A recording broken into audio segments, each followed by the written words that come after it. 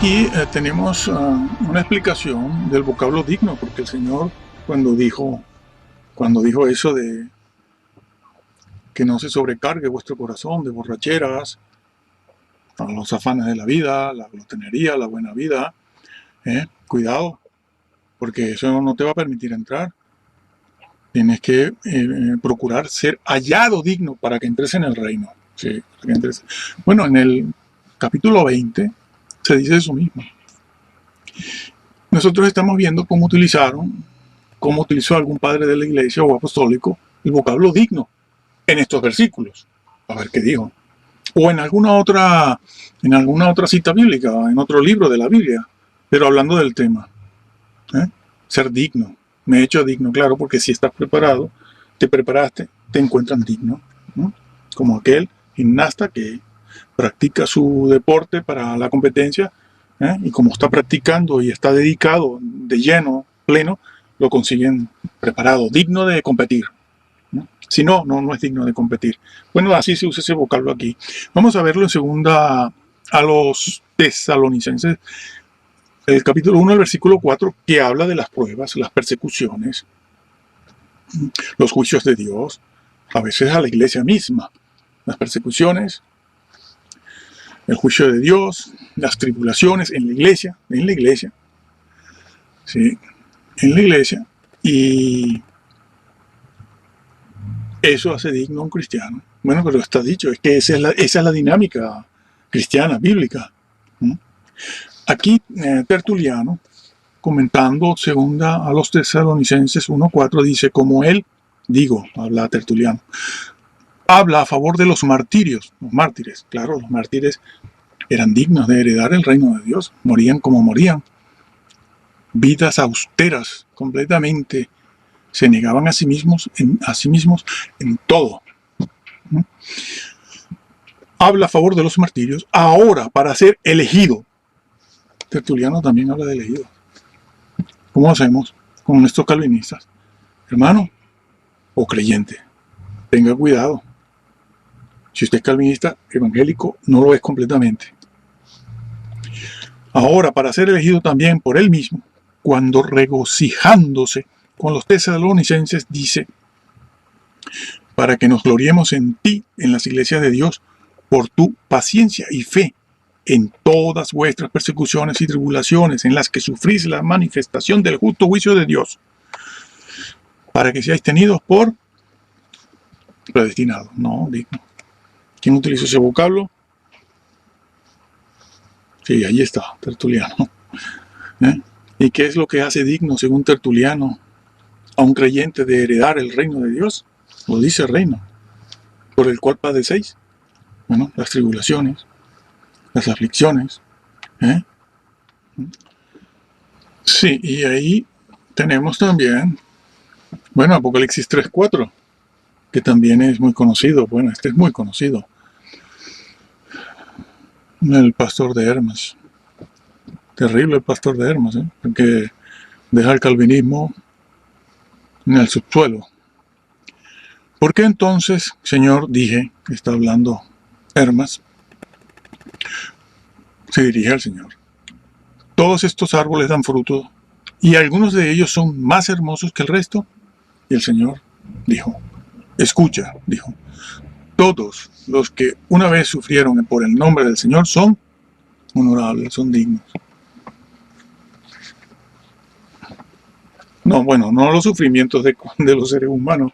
No se trata de eso, porque los seres humanos es condición de vida el sufrimiento y sufrimientos terribles, que uno no se explica cómo una persona normal puede aguantar y sobrevivir a ciertas aflicciones y contratiempos, de todo. ¿Cómo pueden? Pero no está hablando de eso. Está hablando de otra cosa. Los que una vez sufrieron en el nombre del Señor son honorables, es decir, dignos. Está traduciendo el vocablo dignos ante Dios. Y de todos estos, los pecados fueron perdonados, porque sufrieron, lo dice, por el nombre del Hijo de Dios. Bueno, aquí hay una cosa muy curiosa. En Apocalipsis 3:4, bueno, claro, Apocalipsis 3:4 lo dice. ¿Quiénes son estos? Estos son los que son dignos de entrar. Y los demás no son dignos, se quedaron. ¿No? Se quedaron. Pero bueno, allí habían predestinado. Sí, pero no eran dignos. Habían elegido, sí, pero no eran dignos. Fueron llamados, pero no eran dignos. Estaban esperando la segunda venida del Señor, sí, pero se quedaron. ¿Por qué? Porque no tomaron el aceite extra. ¿Por qué? Porque se cansó de esperar. Le dijeron que el rapto viene, el rapto no venía. Hubo un día en que ya se cansó. Llevaba 20 años esperando. Sí. Bueno, aquí hay una cosa curiosa que me gustaría decir, porque este señor lo negó completamente, no le restó importancia al libro de la vida y todo eso, ¿no? Aquí en Apocalipsis 3:4, Tertuliano, hablando de la resurrección, dice lo siguiente: así, en el Apocalipsis de Juan se dice, estos son los que no han manchado con mujeres sus vestidos. Sus vestiduras blancas, aquello de ser borrado del libro de la vida. Los que mancharon con el pecado, no dice que no eran predestinados, no dicen que no eran de fe, sino que mancharon sus vestiduras con el pecado. En este caso, Tertuliano habla de las mujeres, ¿no? O sea, el tema del adulterio, la fornicación, pedofilia y todo eso que está de moda ahora también. Dice, es cristiano, pero lo manchó con esto. No entra. No entra. ¿Por qué? Porque se puede ser borrado. Estaba allí, pero es borrado. Que este mismo capítulo 3, con respecto a la iglesia de Sardis, lo dice, ¿no? ¿Serás borrado o no serás borrado? Bueno, este señor lo negó todo. Bueno, vamos a dejarlo ahí y vamos a seguir hacia atrás buscando otras cosas, si hay en este momento. Sí, aquí hay.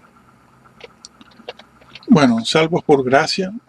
Vamos a ver qué dijeron de la gracia algunos padres apostólicos y de la iglesia. ¿Sí? Vamos directo. Salvos por gracia. Bueno, ahí hay una leyenda que no voy a leer yo. Ustedes detienen el vídeo en este lugar y lo leen. Yo tengo que ir directo a lo que nos ocupa. Clemente de Roma, que es este mismo que estamos viendo, vamos a releerlo. No podemos justificarnos nosotros mismos, no por nuestra sabiduría, ni entendimiento, ni piedad, ni nuestras obras nacidas de la santidad de corazón, sino por la fe por medio de la cual el Dios Todopoderoso ha justificado a todos los hombres desde el principio. Sí, pero él hablaba de las obras también y de los mandamientos. Rechazó uno y dijo lo que dice este señor, dice, eso no puede ser, porque entonces no sería verdad lo otro. ¿Hizo eso él? No, él dice, no, esto es verdad, y lo otro también. Pues son las dos cosas. No hay conflicto. Ellos no padecían de conflicto. Hoy en día estos padecen de conflicto y terminan en la mesa de un psiquiatra, un psicólogo. ¿Por qué? Porque no les han explicado bien que son salvos por gracia, pero la salvación que reciben, has de guardarla. Es a partir de ese momento que la recibes que tienes que guardarla con santidad de vida, etcétera, etcétera. Bueno, aquí hay algo sobre los llamados y elegidos, pero no vamos a ir ahí ahora. Policarpo, no hemos hablado de él, pero dijo algo sobre la gracia. Él habló también de las dos cosas y no entró en conflicto.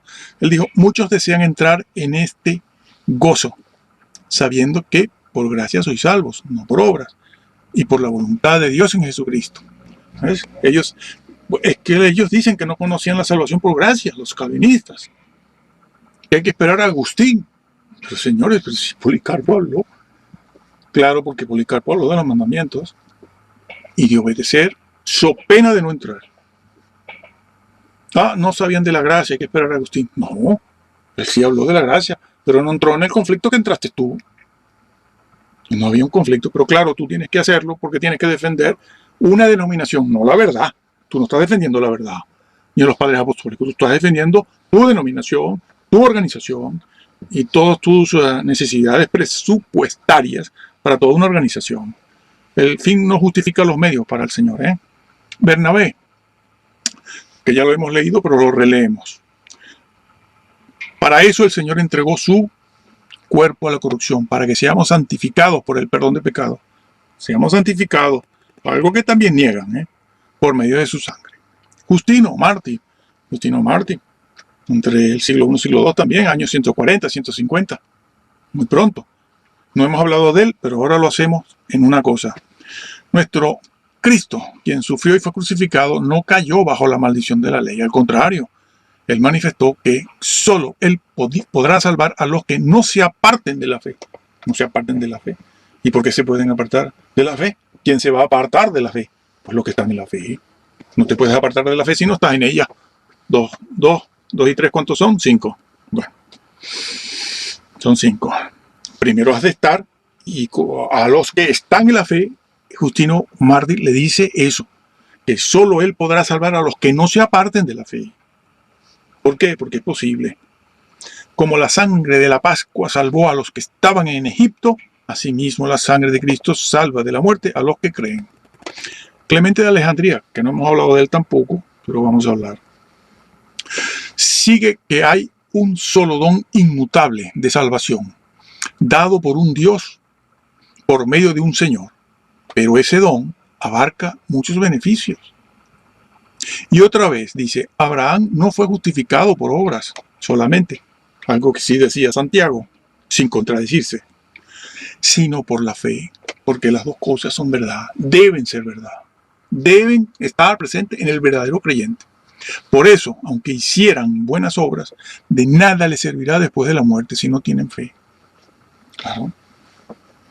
Ese es el otro extremo, ¿no? De los que dicen que solo se salvan por las obras. A lo mejor los pelagianos, a lo mejor. Puede tener fe el que tiene obras. Y el que tiene fe puede tener obras también. Bueno, en fin. No se contradicen. Aquí hay algo importante. No se contradicen. Aquí releo esto y terminamos. Nuestro problema está en que Agustín, Lutero y otros teólogos nos han convencido de que hay una contradicción irreconciliable entre el ser salvo por gracia y ser salvo por obras. No eres salvo por obras. Esa es una frase falsa, una premisa falsa. Si ustedes discuten la salvación sobre la base de las obras, están perdidos. Porque la Biblia y los padres de la iglesia no hablaron de la salvación por obras. Hablaron de la salvación por gracia y por fe. Pero guardar la salvación por obras sí, eso sí. No lo olviden, no caigan en esa trampa que les gusta a ellos ponerlo. Tú enseñas la salvación por obras. No, yo no enseño salvación por obras, nunca. Ni me quedo en el siglo XVI para hablar de Arminio. No caigan en esa trampa. Ustedes no se queden en una discusión entre Arminio y Calvino. No, porque ahí ni gana ni pierde nadie. Cada quien se queda en donde está. No, pasen del siglo XVI, de Arminio, Wesley, Spurgeon, y pasen de Calvino hacia atrás, hacia los primeros siglos, que era lo que querían los anabautistas, que por eso murieron ahogados, claro, entre otras razones. Pero esa es la gota de agua que rebasó el vaso, ¿no? El bautismo infantil, que ellos no querían hacerlo. Y bueno, pasó lo que pasó, el genocidio, ¿no? Que hay una contradicción. No. Nadie es salvo. Nadie es salvo por obras. Nos han dicho que hay solo dos posibilidades en cuanto a cómo ser salvo. Eso es falso, es una premisa falsa. No existen dos posibilidades, sino una. O es un don de Dios o es el premio que... No, es otra premisa falsa que les encanta a los calvinistas llevarles a ustedes a Arminio. Que Arminio tampoco se enseñó eso. No, yo no soy arminiano, ya saben que yo soy bautista del sur, ¿no? En la lógica, esta manera errónea de razonar se reconoce como un dilema falso, claro, pero son ellos los que tienen un conflicto.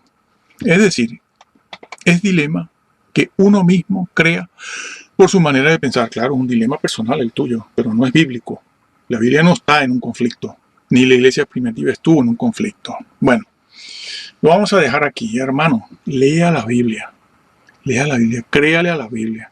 Si usted quiere ser netamente evangélico, no puede ser calvinista, porque el calvinista le obliga, ¿eh? El calvinista sigue siendo calvinista. Calvino obligaba, ¿eh? Nadie se piense que era una persona demócrata, abierto. No. Usted piense que él creó un genocidio. La doctrina calvinista tampoco es de él.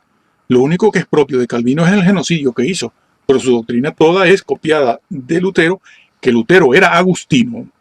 Era un monje agustino, y de Agustín, propio del señor Calvino, no es sino el genocidio, y bueno, el gobierno de Ginebra que hizo y todas las leyes que puso allí, eso sí es de él, es propio de Calvino.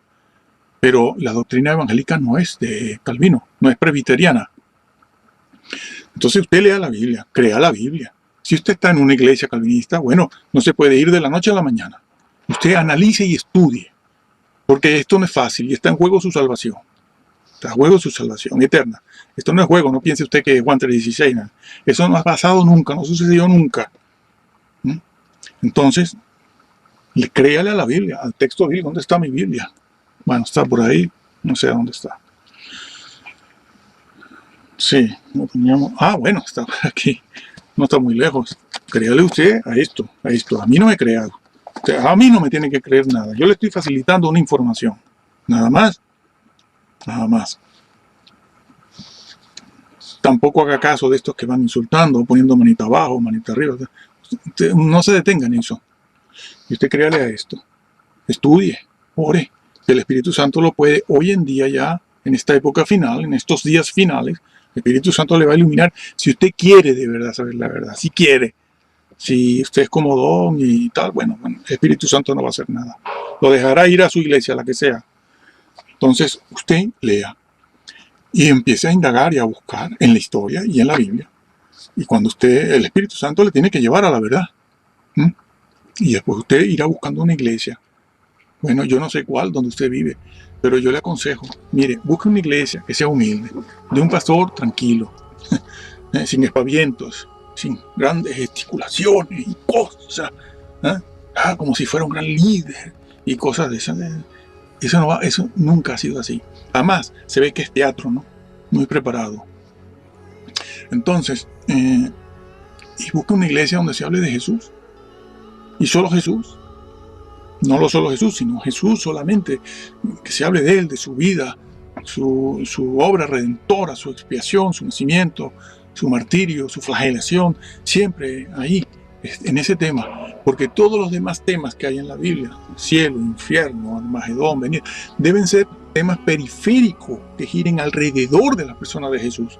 Y no esto que está pasando, y usted a lo mejor está viviendo que todo el tiempo que si el Señor te ama, que el Señor tiene grandes cosas para ti, y todo el tiempo la predestinación, y la salvación, y el infierno, el abismo, tranquilo que Dios...